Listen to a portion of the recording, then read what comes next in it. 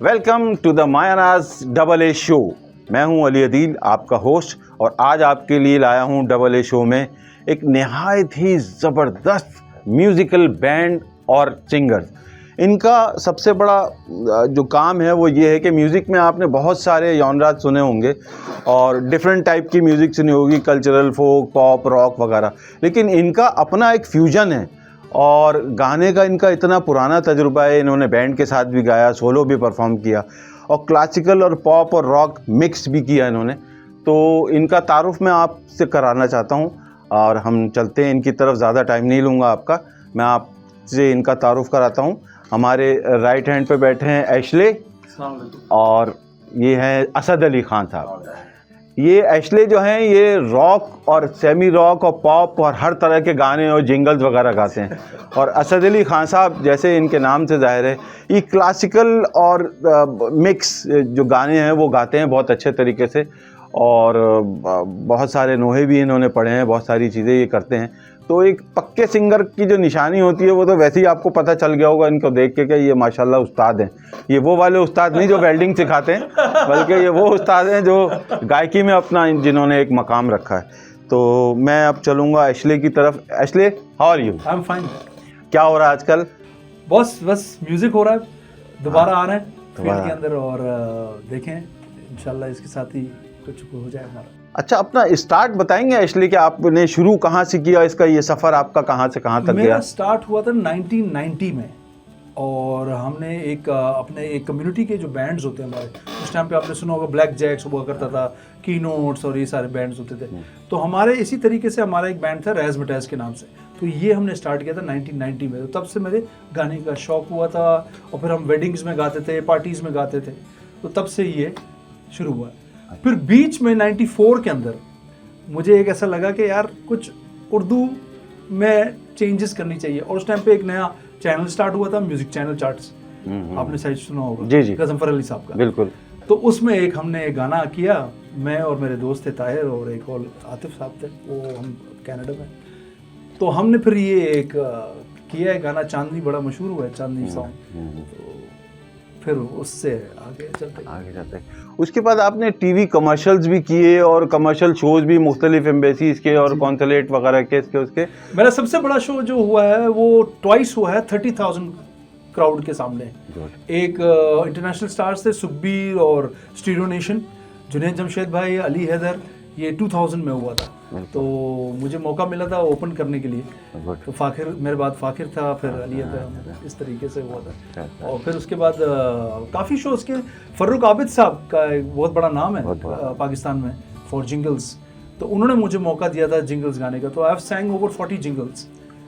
Yes, तो अच्छे खासे जिंगल्स वगैरह आपने किए। तो ये आप वैसे बेसिकली क्या करते हैं? अब बेसिकली सॉफ्टवेयर कंपनी में काम कर रहा हूँ, और पार्ट टाइम म्यूजिक भी कर रहा हूँ। ये वैसे बड़ी अजीब सी बात है कि एक सिंगर है और वो एक सिंगिंग को पार्ट टाइम करता है और उसका खर्चा चलाने के लिए घर चलाने के लिए, क्योंकि हमारे थोड़ा सा ये है प्रॉब्लम पाकिस्तान के अंदर कि artist is not promoted that way that he should be.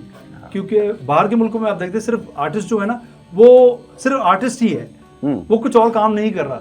Y? वो उसका जरिया माश है, क्या कहते हैं आप, इसी तरीके से। तो हमारे अनफॉर्चुनेटली ये है कि हम सरवाइव नहीं कर सकते सिर्फ इसके ऊपर यहाँ पे, क्योंकि शोज इतने नहीं है, या आप इतने फेमस नहीं हुए हैं कि आप सिर्फ उस पर रिलाई कर सकते हैं। तो ये चक्कर है। शोज की कमी की वजह से आप लोगों को अपना जरिए माश, जाहिर बात है, दूसरी तरफ ले जाना पड़ता है। लेकिन खैर, मुझे लगता है कि आने वाले सालों में आप लोगों के लिए बहुत कुछ अच्छा होने वाला है, और क्योंकि जिस तरह के आप सिंगर हैं, आपके लिए कोई बाउंड्री नहीं है जी कि आप ये गा सकते हैं, ये नहीं गा सकते। वो आपने प्रूफ किया। बहुत सारे गाने आपके जो मुझे याद हैं, जो आपने इस तरह से किए हैं कि वो लगता था कि जैसे ये इसी के लिए बने थे, एक्चुअली के लिए ये गाने बने थे। तो ये किसी आर्टिस्ट के लिए बहुत बड़ी बात होती है कि वो उस गाने में इतना डूब के गाए कि सुनने वाले को लगे कि यार ये गाना तो इसी का था, दूसरे पे तो शायद इतना अच्छा भी नहीं लगता। तो ये होती रहेगी। हम अपने असद भाई से बात करते हैं। असद भाई, कैसे हैं आप? अल्लाह का शुक्र, ठीक ठाक। आप बताएं, आप तो माशाल्लाह उस्ताद हैं और आपने स्टूडेंट हैं। आप स्टूडेंट तो हैं, लेकिन हमारे लिए तो उस्ताद हैं आप। तो आप ये बताइए कि आप क्लासिकल म्यूजिक में अभी तक इन हैं या आप क्लासिकल से थोड़ा बाहर नहीं, निकले? क्लासिकल से तो बाहर निकल नहीं सकते। ये शुरुआत बचपन से ही क्लासिकल की हुई, जैसे कि नॉलेज में होगा आपकी भी कि मेरे जो ताल्लुक़ है ग्वालियर फैमिली से, मेरे ग्रैंडफादर जो थे उस्ताद अशरफ अली खान, बड़ा नाम क्लासिकल की फील्ड में, मेरे वालिद साहब भी पाकिस्तान टेलीविज़न पे एम्प्लॉय म्यूज़िक डायरेक्टर थे। तो वो तो घर का माहौल ही म्यूज़िक का था बचपन से ही। तो गाना बजाना, सुबह नाश्ता बाद में करना, रियाज पहले करना, वो जो नॉर्मली म्यूज़िकल फैमिलीज़ की रूटीन होती है हमारी। और फिर वहीं से ही शौक़ चढ़ा, देख के बड़ों को देखकर। फिर PTV पर फर्स्ट टाइम 12 ईयर्स एज होगी तो बच्चों के प्रोग्राम में गाया। उसके बाद शोज़ करने शुरू कर दिए, गैदरिंग, गज़ल गैदरिंग, क्योंकि अब तायाबू जाते थे, मामू जाते थे सब गाने के लिए, तो हम भी साथ जाते थे। बीच में जगह मिल जाती थी कि चलो शुरुआत आप कर दो, 2 आइटम, 2 गज़लें गा दो, एक आध क्लासिकल 5 मिनट का गा लो। बस इससे शुरुआत हो गई। अच्छा, तो ये आपका सफ़र कहाँ आके ख़त्म हुआ है गायकी का, जो आप दूसरा काम? तो चल ही रहा है, अभी तो चल रहा है। बीच में ये हुआ कि कुछ जब मौके नहीं मिले, जब मैंने अदनान हमारा एक दोस्त थे, म्यूचुअल फ्रेंड है दोनों का, तो उसके साथ मैं एल्बम करने लगा था, मैं सोलो। तो सोलो कर रहा था, एक ठुमरी हमने रिकॉर्ड की मैंने, कौशिक दनी की, बड़ी फेमस ठुमरी है।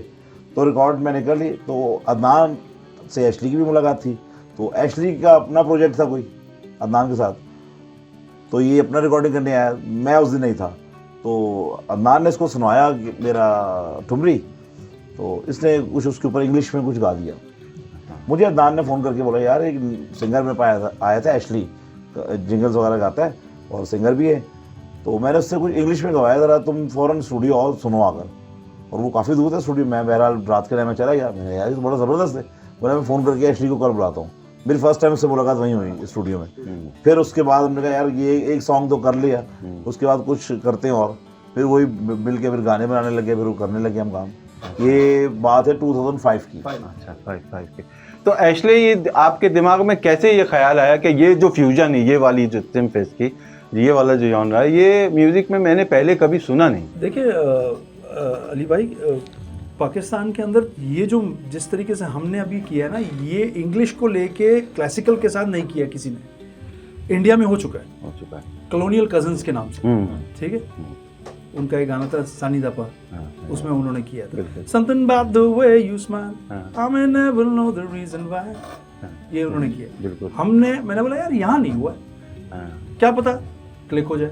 इस तरीके से लेके ये कितना अर्सा हो गया होगा आप लोगों को ये करते हुए? 2005 बता रहे हैं, 2005 से अब 2026 में बैठे तो 21 इयर्स तो हो गए। ये किसी शो में परफॉर्म किया आप लोगों ने? जी हमने किया। एक आतिफ असलम वाला कॉन्सर्ट था, उसमें हमें मिला चांस, हम तो ओपन किया था हमने, लेकिन उसमें हम लाइव म्यूजिक वो नहीं था, बैंड के साथ नहीं था, ट्रैक पे गया था। हम ट्रैक पे किया था हमने। ट्रैक पे। तो क्या उसका रिस्पांस क्या मिला आपको? अच्छा, बहुत अच्छा। वो YouTube पे भी है। हाँ, और सही होता, कुछ मेन आर्टिस्ट हमसे नाराज भी हो गए थे। अच्छा, क्यों? बस वो ये क्या क्लैप ज्यादा हो गई थी यार, वो तो होने वाली बात है। नहीं, असल में गाने ऐसे थे ना, गाने 2 या 3 गाने हमने किए, वो ऐसे थोड़े से कैची थे, तो पब्लिक इन्वॉल्व हो गई हमारे साथ। सही बात। देखिए, नई चीज़ जो है ना, वो लोग डरते हैं करते हुए, तो जो रिस्क नहीं लेता ना, वो फिर उस गेम में नहीं रह सकता। आप दोनों ने वो रिस्क लिया और आपने सोचा और उसको बहुत अच्छा निभाया। मैंने जो आपके 2-3 सुने, मैं वाकई मेरी बड़ी इंस्पिरेशन रही उन गानों से, क्योंकि वो बिल्कुल एक अलग चीज़ है। जो म्यूज़िक को समझता है या म्यूज़िक को जानता है, जो मुख्तलिफ, देखिए म्यूज़िक एक ऐसी ज़बान है जिसकी कोई बाउंड्री नहीं। आप कोई भी गाना सुनेंगे ना, वो किसी भी ज़बान में हो, लेकिन उसका रिदम, उसकी गायकी अगर अच्छी होगी ना, तो आप लामहला कुछ ना कुछ आपकी इंस्पिरेशन होगी उससे। आपसे कोई अगर पूछेगा तो समझ में आपके नहीं आएगा कि ये किस ज़बान में क्या गा रहा है, लेकिन आपको ये लगेगा कि यार ये अच्छी चीज़ है। आपकी बात को मैं बड़ा करूँगा। बात ये कि हमारे एल्बम को अप्रिशिएट सबने किया है, मगर आगे हमको प्रमोट किसी ने नहीं किया। मतलब बड़े बड़े नाम म्यूजिशियंस के सुनते थे यार, बहुत ज़बरदस्त बात पीछे जाकर कुछ ना कुछ कहानी हो जाती है। अच्छा, इसी एल्बम में से एक गाना फिल्म में गया है, वो आपको पता है कौन सी फिल्म में गया हो? क्या वो हम आगे बताएंगे आपको। अच्छा, उसके लिए भी जिसने फिल्म में ली, उसने हमसे कहा था कि मैं तुम्हारा टिकट कराऊंगा, वीज़ा करवा के वहाँ बुलाऊंगा लंदन, वहाँ तुम्हारा वीडियो ये इस गाने का शूट होगा, वो सारा मेरा है खर्चा। But that didn't happen unfortunately. वो वादा ही क्या जो वफा हो जाए। बात ये अब ना, ये होता है कि चलो हमने तो बाई गुड फेथ हमने तो वो गाना दिया उसको फिल्म के लिए, हाँ। और उसमें सिर्फ हमारा नहीं था, फलक का भी था, एक और दूसरा भी था, सोहेल भी था, उनका भी गाना था। अच्छा, तो फलक तो फाइनेंशियली वेरी साउंड ऑलरेडी, तो उसने उसी गाने का वीडियो यहाँ बना दिया लाहौर में, और उसने चला लिया, और वो गाना उसका हिट भी हुआ है। हाँ। असल में एक्चुअली राइट्स का भी मसला है यहाँ पे, अभी वो सिस्टम नहीं हुआ कि आपके पास राइट्स हो उस चीज़ के। अच्छा, मजे की बात, सॉरी आपको बात कर, जी, यही गाना जिसकी मैं बात कर रहा हूँ फिल्म की, वो राइट्स ले लिया टी सीरीज ने। ओके ओके ओके, हाँ अगर आप YouTube पे जाएंगे और देखेंगे तो लोगो लगा हुआ टी सीरीज, हाँ, तो उन्होंने पहल कर दी, हाँ, तो उन्होंने फिल्म की राइट्स पूरी ले ली ना, पूरी गानों की। हाँ हाँ, तो वो आपका रह गया, लेकिन बेसिकली वो जो है वो ब्रेन चाइल्ड आपका है, बिल्कुल, आपसे शुरू हुआ। क्रेडिट्स उन्होंने नाम दिए हमारे। हाँ, क्रेडिट्स में दे दिए। हाँ हाँ, अच्छा दिया है, हाँ, क्रेडिट्स नाम दिया। ये भी बड़ी उस गाने का रीमिक्स भी किया है लंदन में, वो क्लब्स में भी चला है, यूके एशियन टॉप 6 में फॉर 7 वीक्स चला है वो, नंबर 3 पे। तो वो गुनगुना सकते हैं थोड़ा सा? हाँ, कर देंगे, पूरा गाना करेंगे आपके लिए। पूरा गाना क्या आप एक अंतरा एक अस्थाई सुना दें, अगर आप सुना सकते हैं तो सुना दें ऐसे ही। चले आ जाए, म्यूजिक के साथ सुनाएंगे ना। हाँ, म्यूजिक के साथ सुना दें। यादा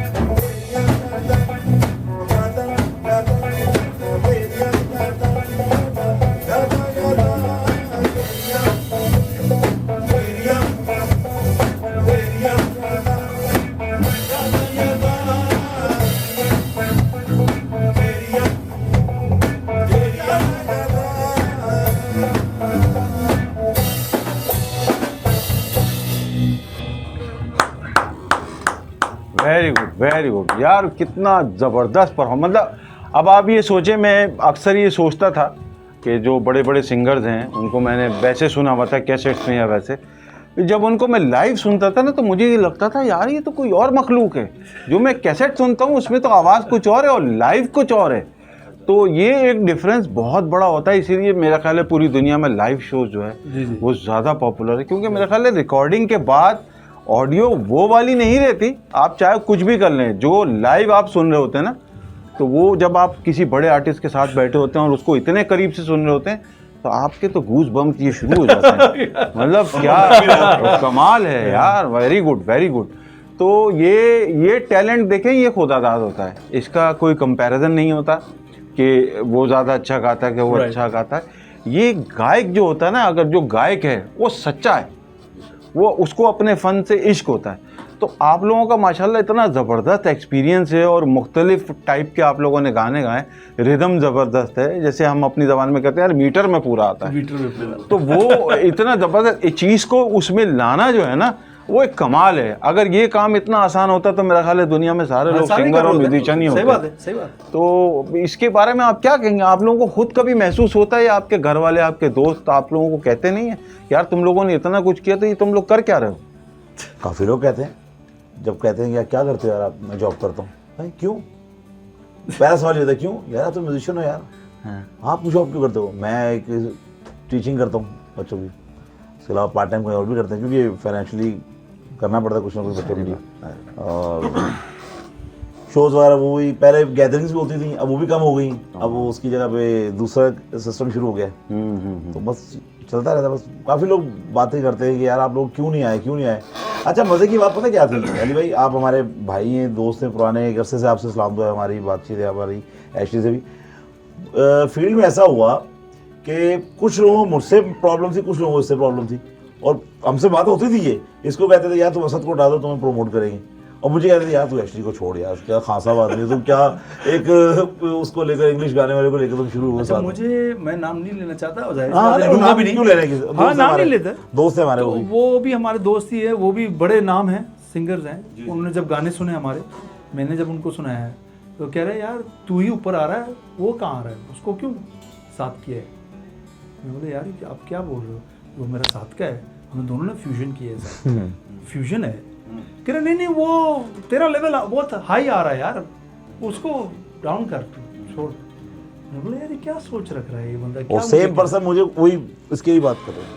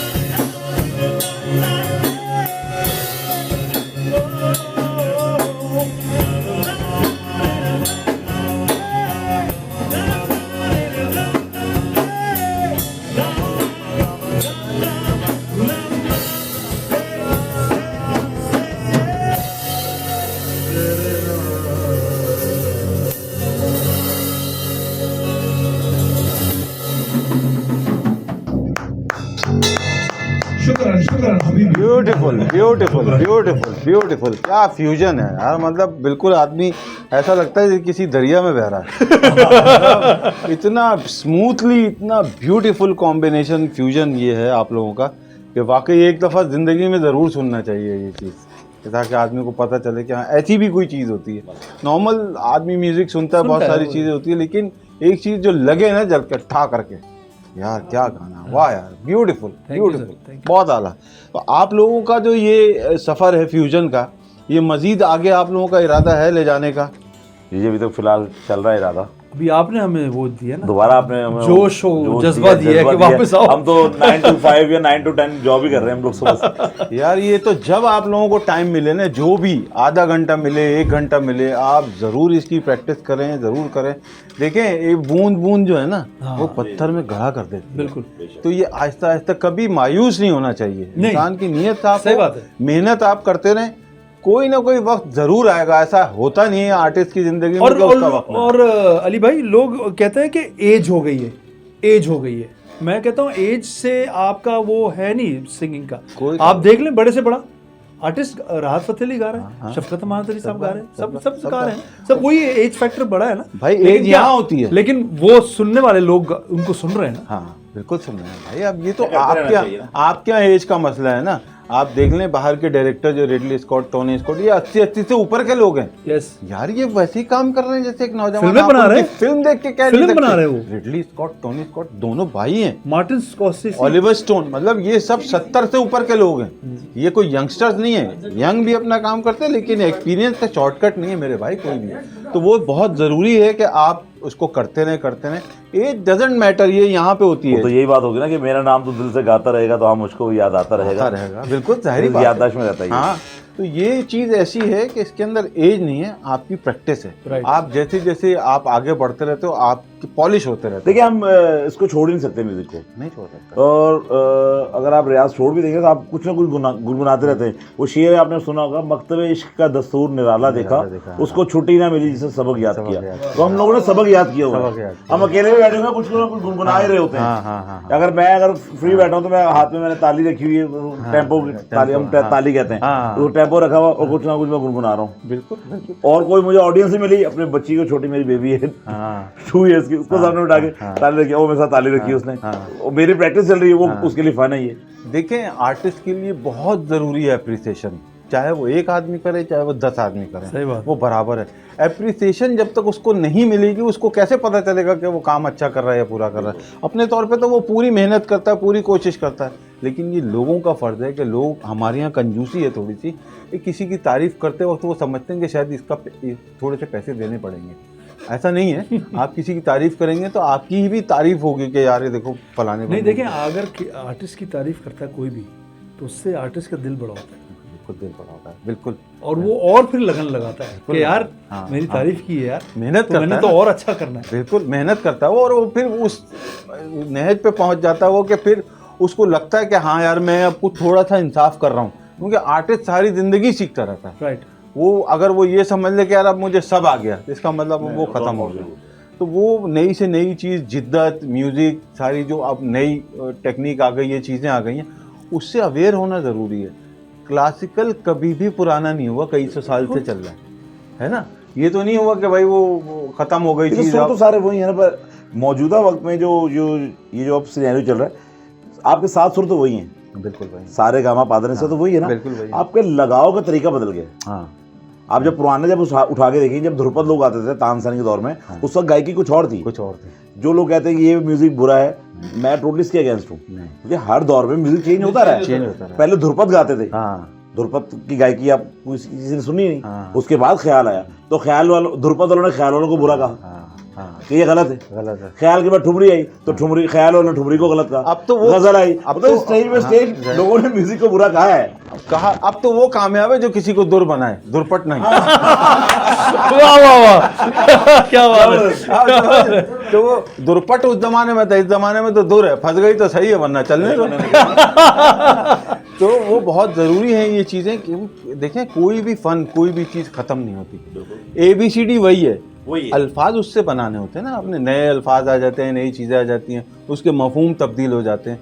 इसी तरीके से म्यूजिक भी है, वही 7 सुर है, वही आप इंग्लिश में भी वही कितना 7 सुर है। कब से काम हो रहा है, मगर ये आपकी क्रिएशन है कि आपने उन 7 सुरों में से क्या नया निकालना है। हाँ सही बात है, आप ये तो आप पे डिपेंड करता है ना कि आप उसको यूज कैसे करते हैं। बिल्कुल, ये आपकी कारीगरी होती है, इसीलिए कलाकार कहते हैं इस काम के लिए। तो आप लोगों को और कुछ इस तरह की कोई चीज़ अगर है आपके ध्यान में तो यार बिल्कुल सुनाइए, ये तो बड़ी मज़े की चीज़ है। तो एक हमने किया था थोड़ा सा, एक सॉन्ग है मतलब कि इंडिया का सॉन्ग है, मैं उसके रेफरेंस दे देता हूँ, ब्रेथलेस, शंकर महादेवन हाँ साहब ने बिल्कुल गाया बिल्कुल था वो। बिल्कुल बिल्कुल लेकिन हमने उसको थोड़ा सा वो किया है कि हमने भी इस टाइप का थोड़ा कोशिश की है, हाँ। लेकिन उसके अंदर हमने थोड़ा सा ब्रेक डाल के किया है, थोड़ा रॉक स्टाइल में हाँ, उसको हाँ, किया हाँ, हाँ, हाँ। है। तो वो सुनाते हैं आपको, उस बिल्कुल, गाने का नाम है बिल्कुल, याद। बिल्कुल। और उसके तो वीडियो हमने काफी अरसे से किया, 2007 में किया था वीडियो। देखिए मैंने हाँ। देखिए बिल्कुल बिल्कुल बिल्कुल तो वो most सुनाते हैं welcome, याद आप। बिल्कुल।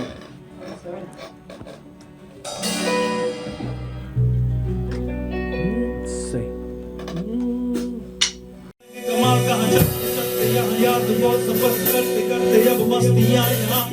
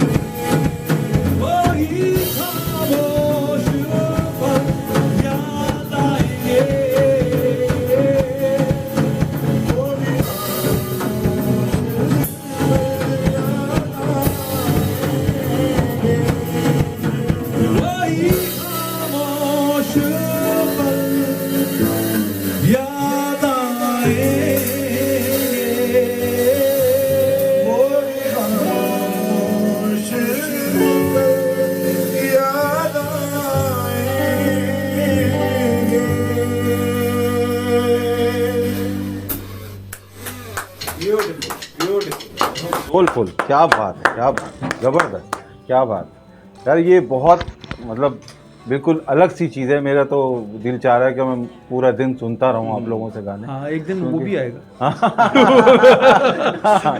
मैं ये आप लोगों से पूछना चाह रहा हूँ कि हर किसी की कोई इंस्पिरेशन होती है, तो आपकी एशली किससे इंस्पिरेशन थी म्यूज़िक में?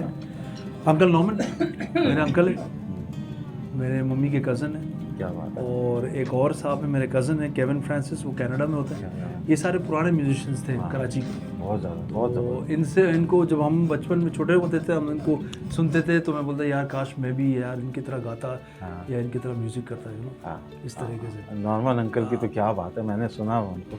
वो तो आप शनाख्त नहीं कर सकते कि वो कोई यहाँ गा रहा है या हॉलीवुड में कोई गा रहा है। लेकिन म्यूज़िक का जो वो आया ना, वो आया मेरे डैडी से, क्योंकि डैडी प्रोफेशनल नहीं थे। हाँ। डैडी को शौक था गाने का, और वो ऐसी जैसे फैमिली गैदरिंग में हो गया ना, तो बस वो बैठ के गा लिया। कोई मुकेश के, उनको मुकेश बहुत पसंद है, तो मुकेश साहब के गा रहे हैं वो, तो उनको देख देख के थोड़ा सा, जाहिर सी बात है खून है, तो खून में तो आएगा, डीएनए में तो आएगा। और ऐसा हो नहीं सकता ना। तो मेरा ख्याल है वो डैडी के थ्रू से वो सिलसिला चला है। हाँ। और वो फिर वो इनको देख के इंस्पिरेशन इंग्लिश में आया, और फिर तो ये बहुत अच्छी बात है कि इन लोगों से इंस्पिरेशन है, वरना हम महरूम रह जाते हैं ऐसे टैलेंट से, हैं।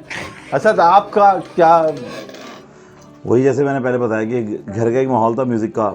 ग्रैंडफादर क्लासिकल गायक थे, उनके बड़े भाई भी क्लासिकल गायक थे, तो मामू भी गायक, चाचा भी गायक, तो पूरी फैमिली गायक। सब देखते थे कि यार ये कॉन्सर्ट पे गाते हैं, तो हम भी गायन की तरह टीवी पे शोज़ करते हैं, महफिलें करते हैं, तो हम भी उनके साथ गाएं जाकर। उसके अलावा अगर फैमिली से बाहर, तो मेहदी हसन साहब, नुसरत फतेह खान, गुलाम अली, मैडम नूरजहां, किसका नाम ले, जो अपने वक्त के बेताज बादशाह थे उस वक्त के। तो क्या बात है, फरीदा खानम साहब, मानत अली खान, नुसरत फतेह अली खान, सारे लेजेंड्स ही हैं। बिल्कुल बिल्कुल। इवन के मैं शैकी साहब, मोहम्मद शैकी भाई, आलमगीर, इनको भी सुनते हैं हम। हाँ। सजाद, सबसे बड़ी बात सजाद अली भाई, हाँ, क्या बात है, क्या बात है, बिल्कुल सही। हम इनको सुन के बड़े हुए बड़े हैं, हुए। इनको म्यूजिक सुन के।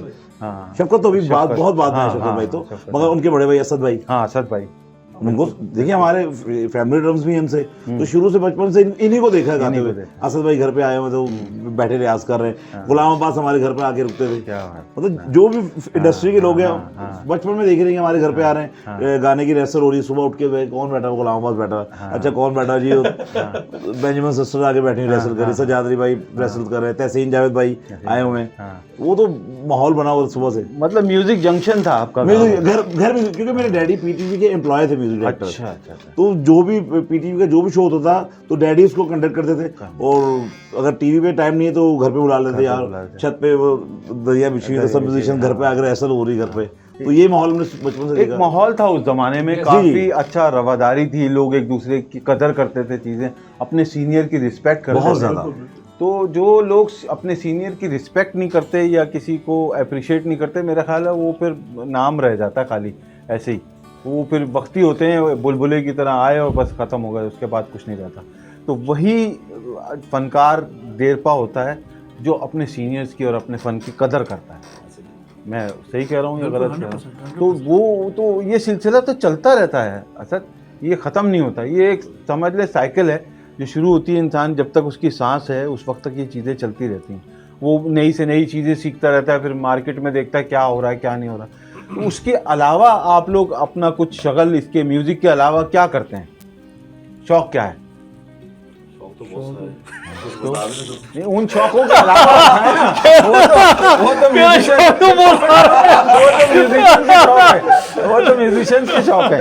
उसके अलावा होता है ना कि यार चलो मैं अपना बताऊं तो मुझे अच्छा गाने गाने का बहुत शौक है। फिल्म देखने चले गए, शॉपिंग करने चले गए? नहीं, शॉपिंग का इतना शौक नहीं मुझे। मेरी पहले मेरी मम्मी मेरे लिए शॉपिंग करती थी, अब वाइफ कर लेती। मैं कम ही जाता हूँ शॉपिंग के लिए। अच्छा। खाना जहाँ पर बोले चले जाएंगे चाहे बोले हाला चले जाएंगे, खाने के शौकीन हम लोग। अच्छा, वो वाला खाना तो नहीं जो लोग खा जाते पूरे पूरे मुल्क? नहीं, वो वाला हाँ, अगर वो मौका मिला तो हम कसम छोड़ेंगे, क्योंकि जितनी नाइंसाफी हमारे साथ हुई है, मौका मिलने की तरह उसमें तो पूरे हम। हाँ, उसमें ये करेंगे कि सबको आर्टिस्टों पर बैंड लगाऊंगा, फिर सिर्फ मैं और रैशनी नजर आएगा। मजाकर कह रहा हूँ। हाँ, नहीं, वो तो मुझे अंदाजा है। अल्लाह ताला आप लोगों को भाई एक मकाम दे, और आप लोगों की जितनी मेहनत है, जितना काम आप लोगों ने किया है, तो वो उस लिहाज से तो जाहिर बात है अभी एक समझ लें कि इतने अरसे के बाद आप लोगों की नई शुरुआत है। बिल्कुल ऐसे ही। पाकिस्तान के अंदर टैलेंट की कमी नहीं है, एक से एक बढ़ के फनकार है। हाँ, उसको सिर्फ आगे लाने की जरूरत है। बिल्कुल। लेकिन बात ये है कि हमारे पास वो प्लेटफॉर्म्स नहीं, वो रिकॉर्ड कंपनीज नहीं है जो आर्टिस्ट को प्रमोट करे और आगे लाए और फिर उनके EMI था, EMI करता था पहले करता था। हाँ अरशद महमूद साहब हाँ होते उससे थे। मतलब वो खत्म हो वो गया। करते थे। हाँ। उसके बाद मेरा ख्याल है फिर मेरा ख्याल है ARY या गजनफर साहब ने किया, रिकॉर्ड कंपनी की बात कर रहा हूँ जो कि आर्टिस्ट को प्रमोट करता और आर्टिस्ट को रॉयल्टी देता था। रॉयल्टी देता और जिसके उनके खर्चे पर आर्टिस्ट की जिंदगी चलती थी। जिंदगी चलती थी। सही बात वो नहीं है। वो नहीं है पाकिस्तान। रैकेट कंपनी का मुझे बड़ा बैड एक्सपीरियंस हम दोनों को कि हमने अपना एल्बम जब कंप्लीट किया है तो हमने एक रैकेट कंपनी को दिया, नाम नहीं देते हम उसका, तो उन्होंने वही हमारा गाना सेम कॉपी किया और बड़ा फेमस सिंगर है उससे रिकॉर्ड करवा दिया, भूल ना जाना, यही जो हमने किया सेम एज इट इज।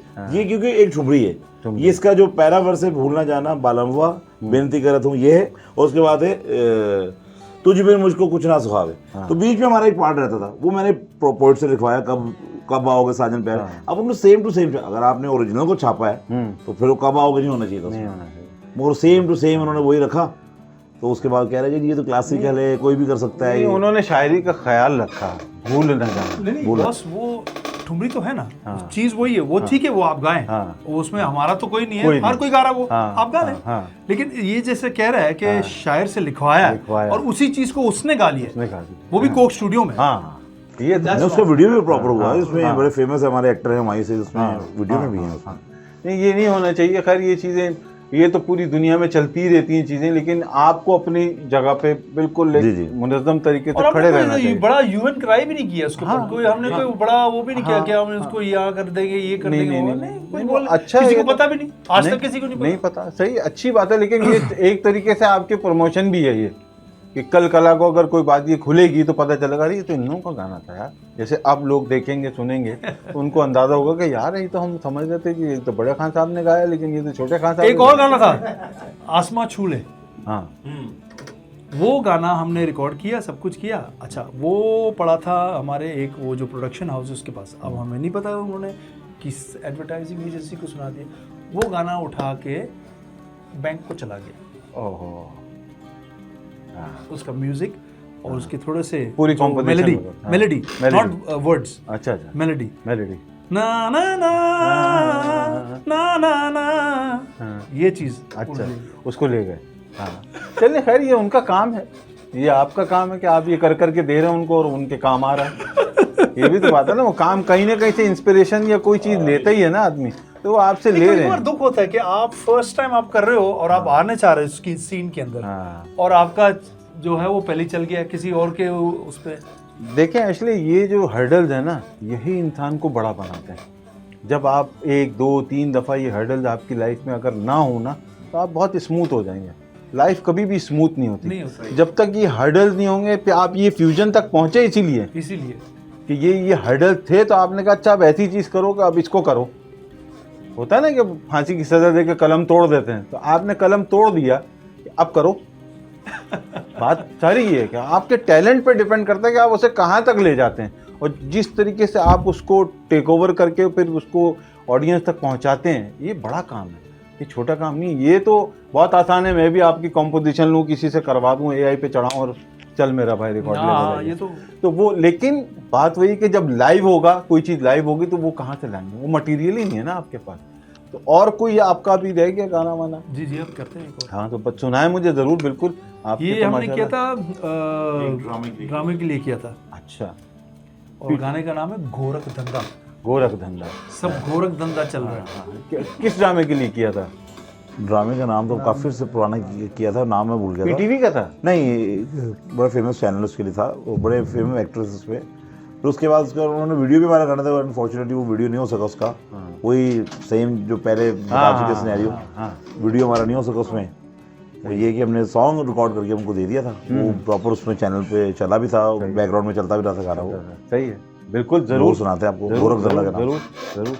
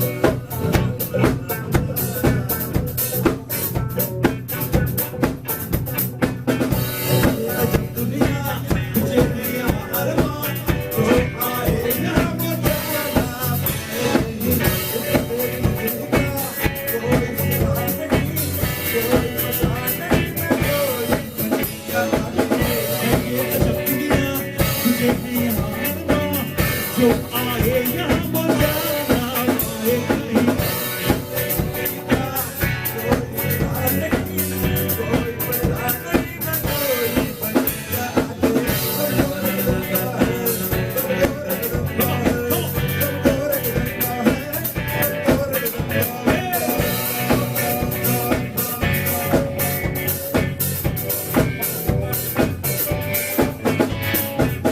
ये जिंदगी उनकी एक तूफान है, उनकी हथेली में सारा जहां है। ये जिंदगी उनकी एक तूफान है, उनकी हथेली में सारा जहां है। दुनिया तुझे है यहाँ अरमां, जो आए यहाँ को जाना आए कहीं। इस जिंदगी का कोई बुरा नहीं, कोई